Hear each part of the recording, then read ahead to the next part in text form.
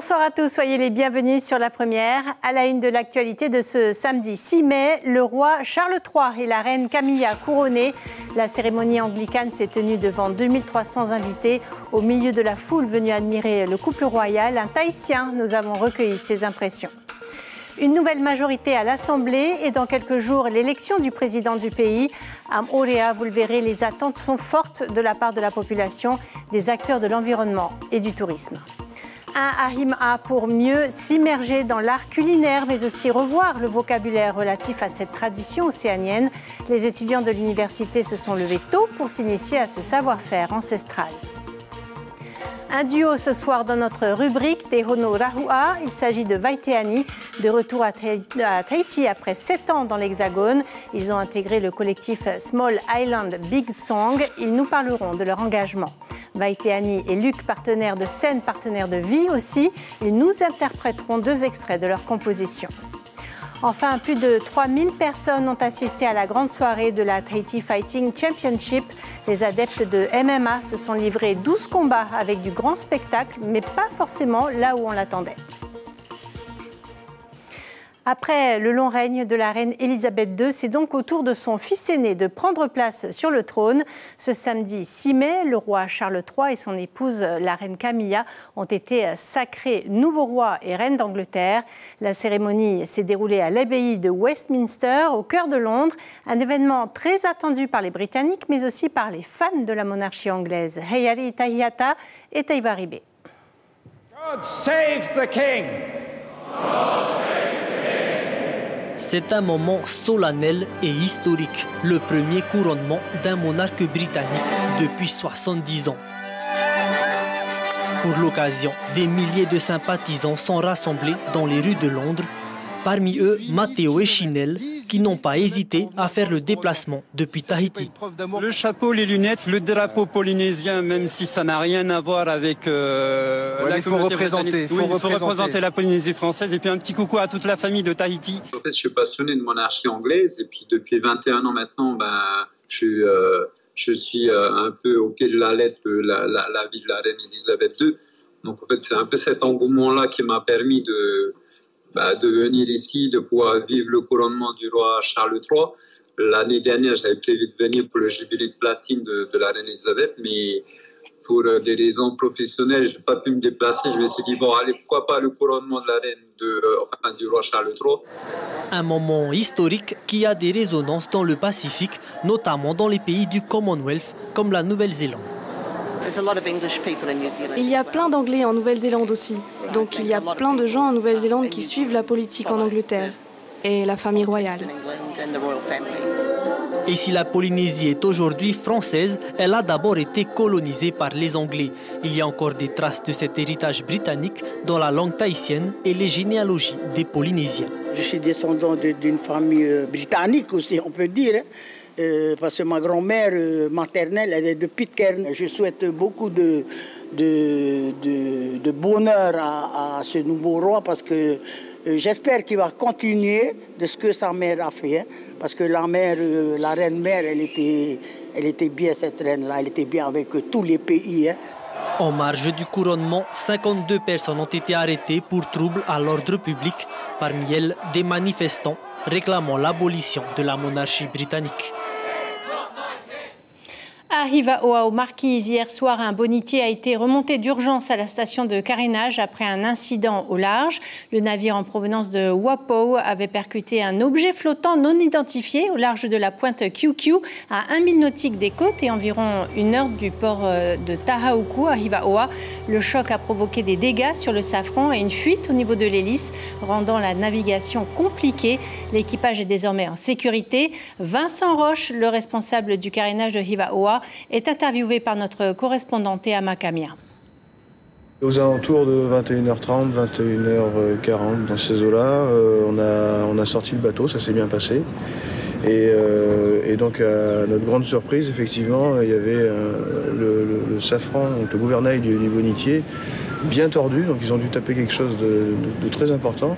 Et ce qui a endommagé également le tube de chaumière, donc le tube du safran, qui a donc engendré une voie d'eau importante sur le bonitier. Direction Orea à présent, où au lendemain des élections, la population espère beaucoup de la nouvelle majorité. Salariés, entrepreneurs, associations, tous attendent des améliorations dans leur quotidien, même si l'optimisme n'est pas toujours au rendez-vous. Caroline Fary, Théophane Télitois, David Chang. Les élections sont passées, l'Ilser reprend son rythme. Les promesses de campagne sur le pouvoir d'achat seront-elles tenues par la nouvelle majorité? Cet employé ne s'illusionne plus sur les politiques et s'avoue sceptique quant à une éventuelle baisse du coût de la vie. Ça ne va pas changer parce que ça deviendra personnel, moi je pense. On dit toujours pour la population, mais une fois que les élus arrivent, et après c'est leur ambition à eux d'abord en tant qu'être humain, mais nous non. Alors qu'est-ce qu'on fait? On fait comme d'habitude. Ça ne changera pas. On payera plus cher le main, mais qu'est-ce que tu veux? C'est comme ça. Chez les prestataires touristiques, l'espoir d'une amélioration du quotidien est bien là, mais la prudence est de rigueur. J'espère que ça va améliorer le coût de la vie. J'espère que ce qui a été dit n'a pas été dit en vain. Et que voilà, on pourra tous s'en sortir. Nous, on va dire qu'on est d'une classe moyenne où c'est pas facile, mais c'est pas non plus difficile. Mais il y a d'autres personnes pour qui ça va être plus difficile, par exemple. Moorea, où les tensions concernant le développement touristique étaient palpables du temps de la majorité Tapura, avec un regret, le manque de corrélation entre les annonces et les actes. Quand on voit déjà le distanciel qu'il y a entre la feuille de route qu'ils avaient pour le tourisme et ce qui était prévu par exemple pour Moorea, donc ce n'était pas vraiment notre ligne de conduite. Le Tavini a gagné, tant mieux.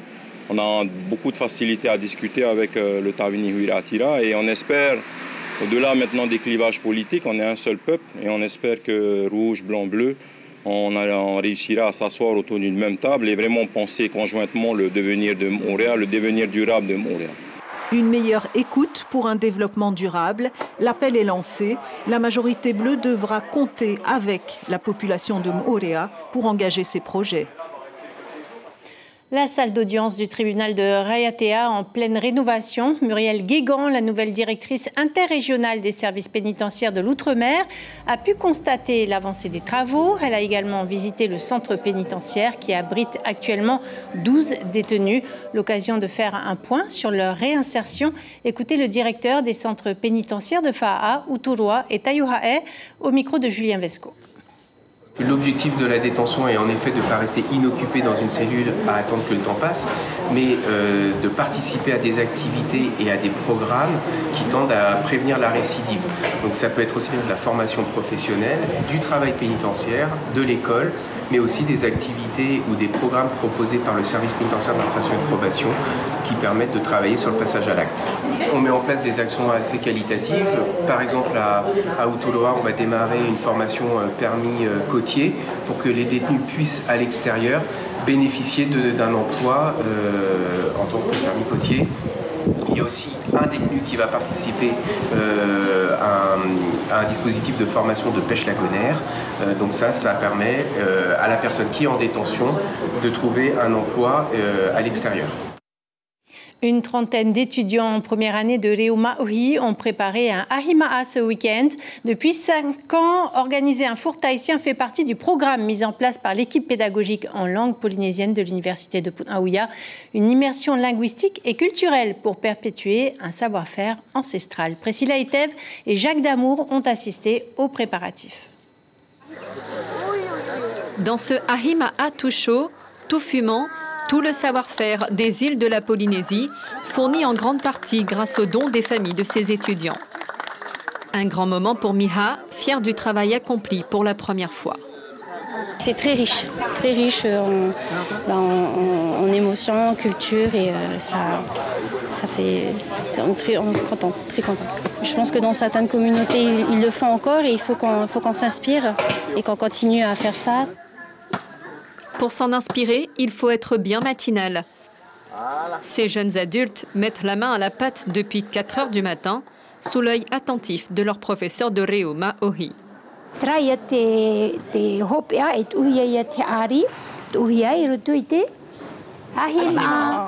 Des élèves très impliqués dans leurs tâches. On leur apprend des gestes qu'ils n'ont pas forcément l'habitude d'avoir. Et surtout, on leur apprend des gestes qu'il faut qu'ils perpétuent avec les mots derrière.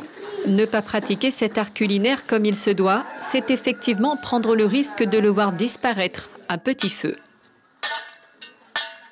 Je n'ai plus fait de Ahima en famille depuis longtemps, alors qu'à l'université, l'éducation aide à revoir ces aspects-là de la culture. Je suis vraiment prêt à les soutenir, à aider nos étudiants, à poursuivre ce qui s'est passé autrefois dans notre culture polynésienne, à poursuivre encore dans cette nouvelle génération.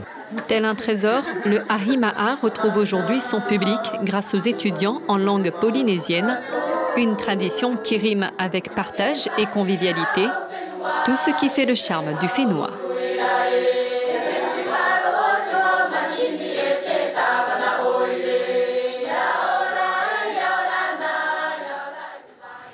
Et notez aussi qu'à l'université, en ce moment, une exposition a lieu autour de la légende du Uru, un travail artistique réalisé en grande partie par des étudiants en langue, littérature et civilisation polynésienne. Une exposition itinérante qui a débuté à l'école Wharerai de Mahina, qui est passée ensuite par le lycée Rapoto pour ensuite arriver donc à l'université jusqu'au 13 mai. Place à présent à notre rubrique Te Hono Rahua.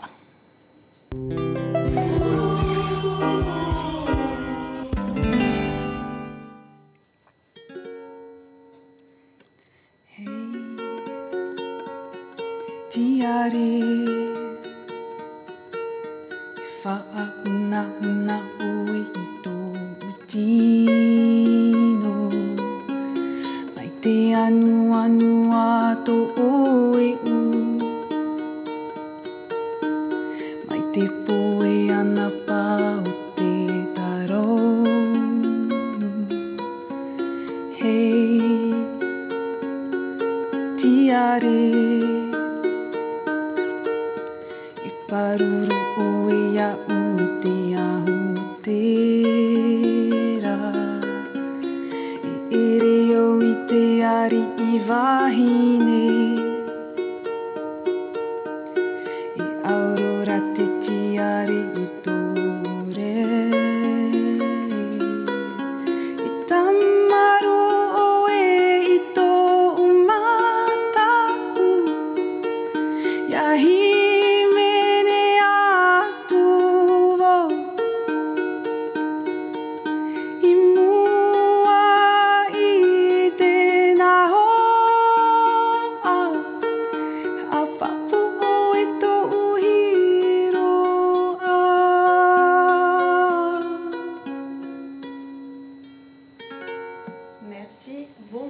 Bonsoir Vaiteani, Teani Niyur Eite Moana, Luc Toterwitz, bonsoir, bienvenue.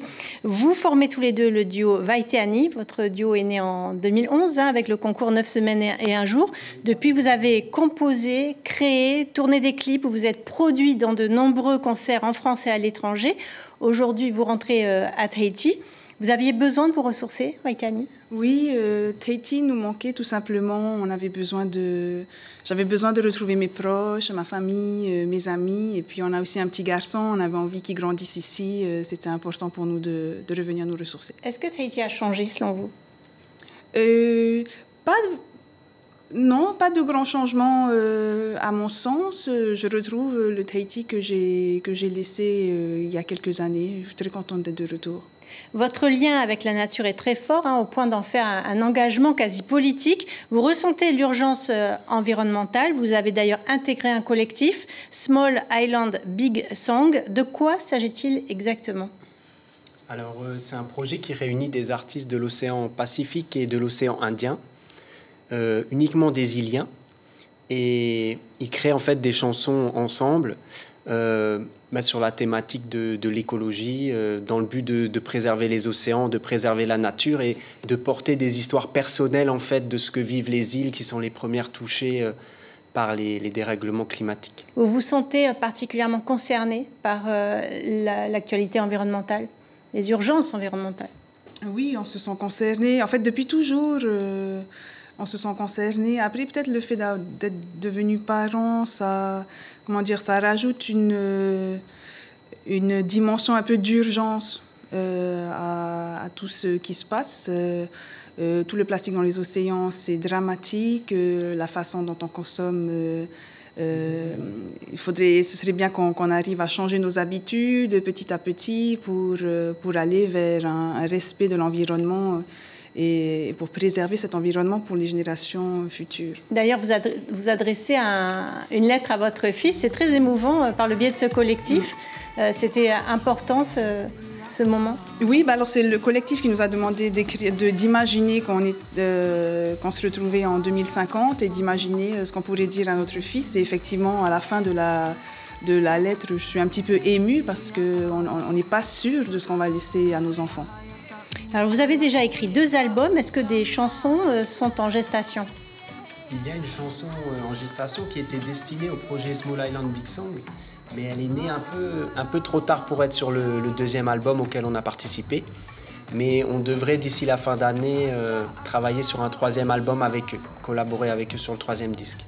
Quand on lit votre bio, on lit cette phrase « Écouter Vaihteani, c'est comme voir de la neige tomber sur un lagon. Inattendu et beau, vous cherchez ces contrastes ?»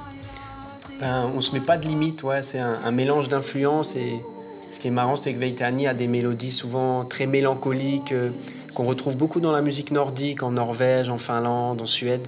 Et du coup, on trouvait cette image plutôt belle de la neige qui tombe sur le lagon. On ne peut pas vraiment mettre d'étiquette sur votre musique. C'est ce qui vous plaît, j'imagine, de perdre un peu peut-être. Oui, voilà. Alors ce qu'on peut dire, c'est que c'est très folk parce que c'est souvent en voix guitare. Ça peut être aussi avec du piano et avec tous les instruments que Luc ramène. Et ce qui est marrant, c'est que c'est ce qu'on dit souvent, c'est que Luc c'est l'Alsacien, mais en fait c'est lui qui, souvent avec ses instruments, ramène la touche exotique entre guillemets, en tout cas musicalement parlant, aux albums. Et le tahitien, bien sûr. Merci beaucoup à tous les deux. Je vous propose de vous retrouver tout à l'heure à la fin du journal pour vous entendre encore tout à l'heure. Merci beaucoup. De la musique encore avec la 2e édition du Pacifico Festival qui a lieu en ce moment au parc Vairai. 2 scènes avec 2 ambiances différentes sont proposées. Sur la scène principale, plus de 14 artistes locaux sont attendus, dont Nohorei Temayana, Manahune, Sisasue, pour ne citer que. L'artiste international Tairo est également attendu. Heari Tahiyata, bonsoir. Le concert a débuté il y a 3 heures. Quelles sont les attentes du public ? Oui, bonsoir Cybèle, bonsoir à tous. Eh bien, c'est un festival de musique. Le public n'a qu'une seule attente, c'est que les artistes mettent le feu sur la scène et qu'ils passent une bonne soirée. Ce soir, je peux vous dire que l'ambiance est déjà très festive.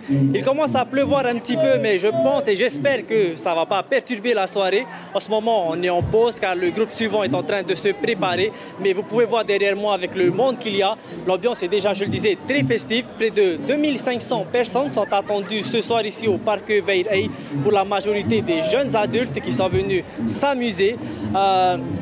La soirée va se poursuivre jusqu'à 23h. En ce moment, c'est le groupe Sisasue qui est en train de se préparer, puisqu'on parle de Pacific O Festival. Ce sont des groupes très connus en Polynésie comme Sisasue, Manahune, Rehesong, Nohorei Temayana. Et puis il y aura aussi beaucoup de reggae ce soir avec Arrêt Mystique, Jimbo et Teritua. Mais surtout cet invité international, Tairo, un auteur-compositeur franco-marocain qui est très connu dans le monde du reggae français. Donc vous l'avez compris, ce soir, le public a de quoi se régaler. Et nous aussi, nous allons rester un petit peu pour voir l'ambiance lorsqu'elle va repartir. Voilà ce qu'on peut dire ce soir ici, du côté du parc Vairai. Ici, Ben. Merci beaucoup, Heari. En sport, le Tahiti Fighting Championship a réuni les foules hier soir à Toata. 12 combats ont finalement eu lieu, un véritable show de MMA. Mais ce ne sont pas les têtes d'affiche qui ont offert le plus de spectacles. David Chang, Rohan Potoru et Arihuete Fafana. Dans la première partie, 8 combats amateurs et celui qui sort du lot, c'est l'affrontement Raiden Moari contre Reva Baker. Au coin rouge, Reva, un spécialiste du strike, et au coin bleu, Raiden, un expert au sol. Sa stratégie, immobiliser son adversaire, chose qu'il manque de réussir au premier round. Finalement, malgré les opportunités, la victoire se fera au point. Très puissant, grand respect aussi à Reva Baker. Il est assez fort en strike. Même en défense de sol, hein, ça a été plutôt chaud aussi pour moi. Mais voilà, après le game, c'était d'aller chercher le sol, quoi. Chez les dames, Tehana Bernardino affrontait Ashley Thinner. Premier combat professionnel pour la Tahitienne.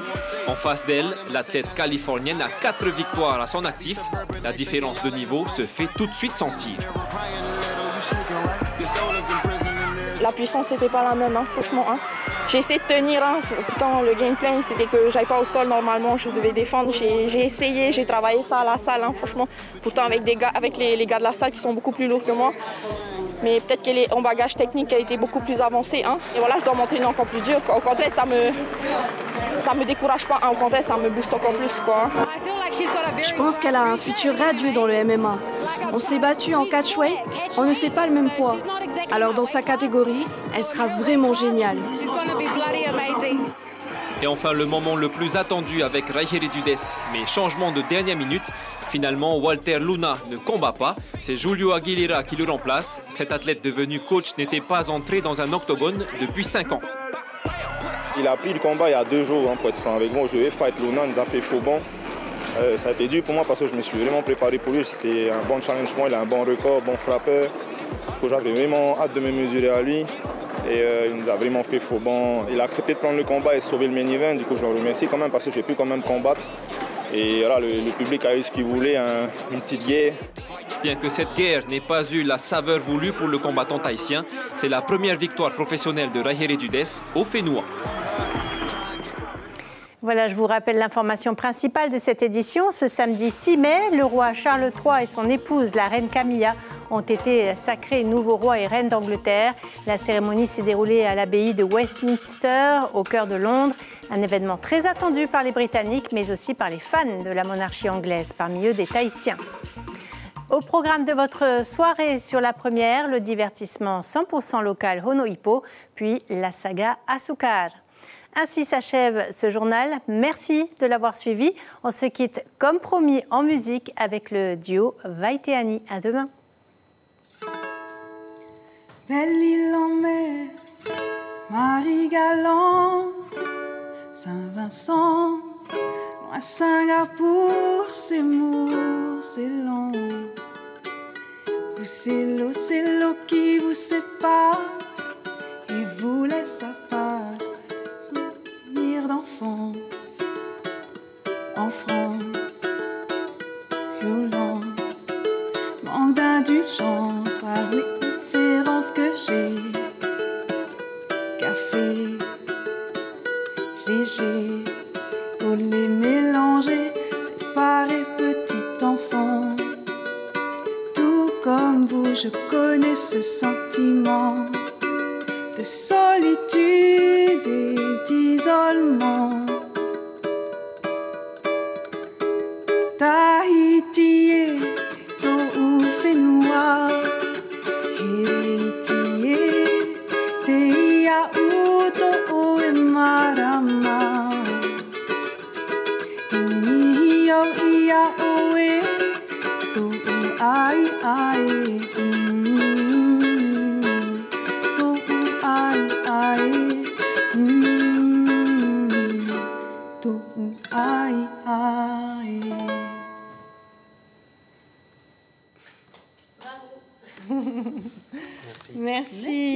Merci beaucoup. L'information en continu sur Polynésie la première, Internet et réseaux sociaux.